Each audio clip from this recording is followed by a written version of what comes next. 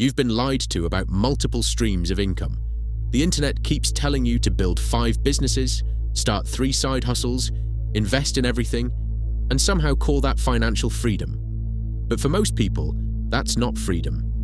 That's 5 jobs, 5 problems, and 5 different ways to burn your time and money. And before you say, but rich people own multiple companies, you're right, they do. But here's the part nobody tells you. They don't run all of them. So if you're working 14 hours a day, jumping from one opportunity to the next, trying to build 7 streams of income, you might be doing the exact opposite of what wealthy people actually do. Because real wealth isn't about doing more. It's about knowing what deserves your focus and learning how to make your money do the rest. Here's what usually happens. Someone starts a business. The first year is hard. They're learning, making mistakes, losing money, fixing problems. Then, finally, something clicks. Sales start coming in. Cash flow gets better. The business becomes profitable, and right when they should double down, they get bored. Suddenly, they see a new opportunity. Maybe it's a coffee shop. Maybe it's real estate. Maybe it's e-commerce. Maybe it's whatever business is trending on social media that month, and they think, I'm already making money. Why not build another income stream? Sounds reasonable. But this is where a lot of good businesses start dying. You don't have a money problem. Here's the problem. You only have so much time. You only have so much energy. And you only have so much attention. Every new business takes a piece of that from you. The second business takes attention from the first. The third takes attention from both. By the time you get to business number 4, you're basically putting out fires all day. And then people say, I don't understand. I work 14 hours a day. Why am I not growing? Maybe because working more isn't always the answer. Maybe you're just spreading yourself too thin. You're busy. You're exhausted. Your calendar is full. But nothing is actually getting your best work. The coffee shop trap. Let's say you own a construction company. It's finally doing well. You have customers. You understand the market. You know your suppliers. You know how to sell. You know where the problems are. And most importantly, the business is making money. Then one day, you notice coffee shops are everywhere. Your friend opened one. Instagram makes it look amazing. And you think, I should open a coffee shop. Now you're back at zero.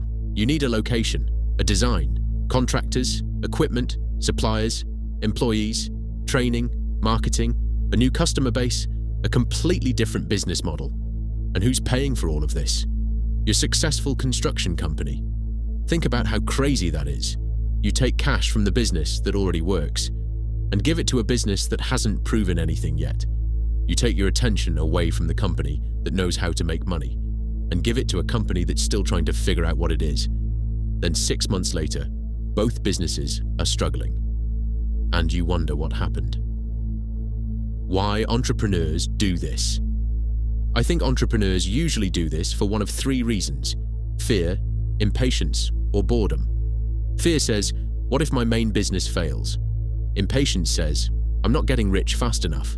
And boredom says, I already understand this business. I need something exciting. And boredom is dangerous, because a business often becomes boring right before it becomes scalable. Read that again.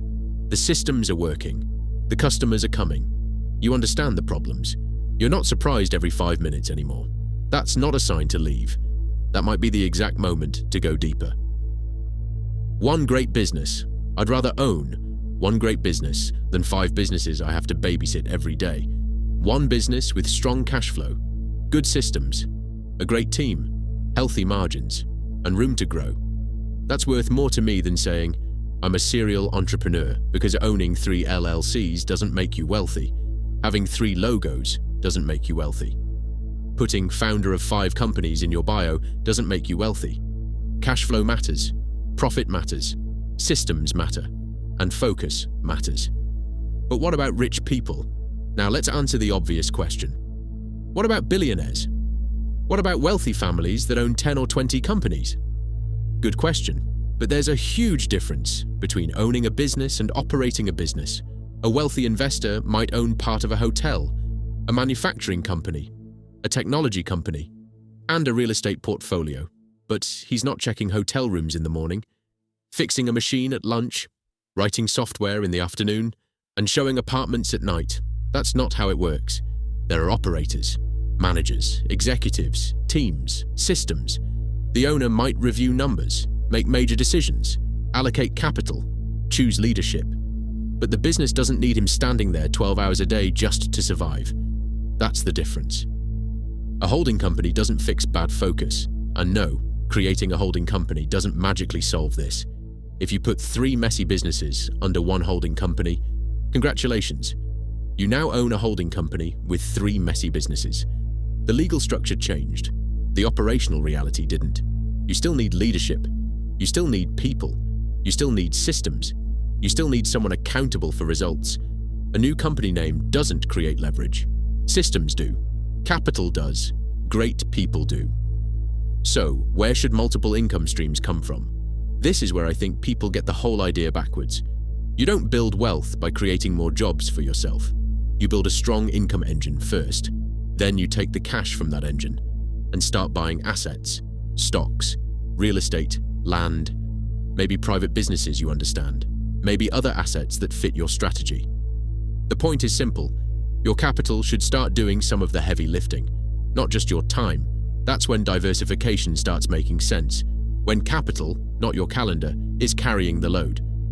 Because I can invest in several companies without becoming an employee at every company. I can own stocks without showing up at headquarters. I can invest in real estate without personally building every wall. Ownership and labor are not the same thing. Stop selling more hours. The same mistake happens with employees. Someone works 8 hours a day and says, I need more money. So what's the first idea? Work 6 more hours. Drive Uber. Deliver food. Get a night job. Now you're working 14 hours a day. But here's a question nobody asks. What if you could make more money in the same 8 hours? What skill would you need? What problem could you learn to solve? How valuable could you become in your industry?